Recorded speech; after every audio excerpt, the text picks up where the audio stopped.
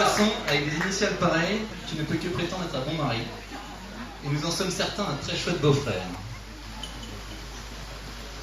Il faut aussi savoir que le sujet des prénoms, c'est aussi un sujet sensible. Hein, Flo? Et parce qu'en fait, on est là pour dénoncer un mensonge qui, en gros, on vous a tous menti. Il faut savoir que le vrai prénom de Florentine, c'est Anne-Florentine.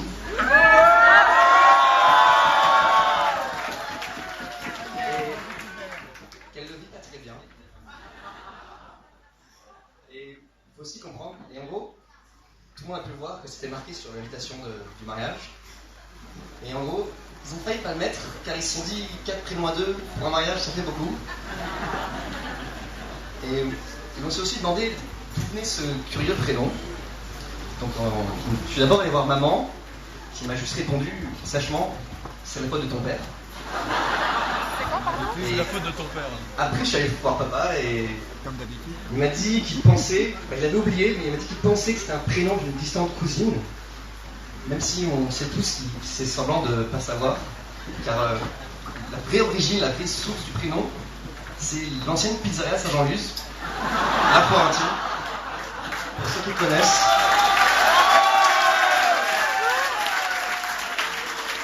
Donc tu vois Florentine, on commence mollo, avec le jeu des prénoms. Mais sache qu'écrire ce discours n'a pas été chose facile, on n'a pas eu grand chose à se mettre sous la dent. Parce que oui, tu étais celle qui faisait tout bien parfaitement, et qui du coup, pour nous deux, nous traçait un chemin difficile, pour Martin et moi.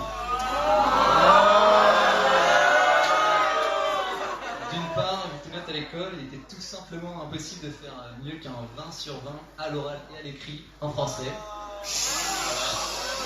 Voilà, même en le passant 2 fois, on n'arrive pas à faire aussi bien qu'elle. Voilà. Donc de façon générale, Florentine, tu as été une pionnière pour la vie, une pionnière de la vie pour nous deux. Donc tu as eu 8 bars pour avoir de l'argent de poche, le droit de sortir jusqu'à 22h, avoir un téléphone portable.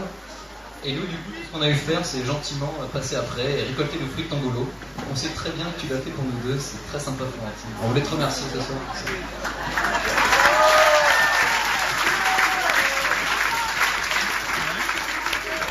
Mais genre, tu dois aussi savoir que tu as vraiment épousé une fille superbe.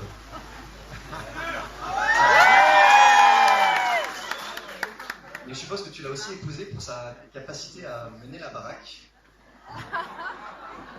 Tu te rappelles avec un caractère à la fois costaud et sensible, et néanmoins dépourvu de poigne et du sens de leadership. Et ça, je me rappelle très très bien, car quand j'étais plus petit, lorsque maman me demandait de faire quelque chose, je savais que j'avais un peu de marge, que c'était à la cool. Alors que quand c'était toi, fallait faire direct. Fallait faire direct, t'as peur que tu finisses par décider à jouer à ton jeu préféré, à jouer à la maîtresse. Et en gros, c'était. Si vraiment tu voulais jouer à la maîtresse, on devait juste dire oui. On n'avait pas vraiment le choix. Et le truc, c'est que, en plus, tu faisais vachement bien la maîtresse parce qu'on s'y trouvait vraiment à l'école. Ah, bravo, bravo.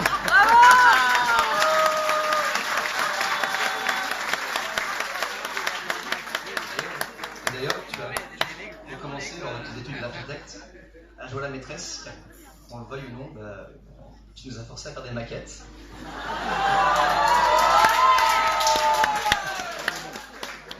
Donc oui, Flo, ou Flo, ou Flotard, hein, comme le disait notre cher Thibaut, ici. Tu es une fille de caractère. C'est un peu l'idée qu'on essaye de faire passer là, mais je pense que tout le monde le sait. En revanche, on pourrait parler de quelque chose que les gens savent moins. Non, un peu de créativité. Tu sais, tu fais des superbes tableaux. Là, on a à Saint-Jean-Luz une pomme et une poire. Vraiment, les cuisines, c'est génial.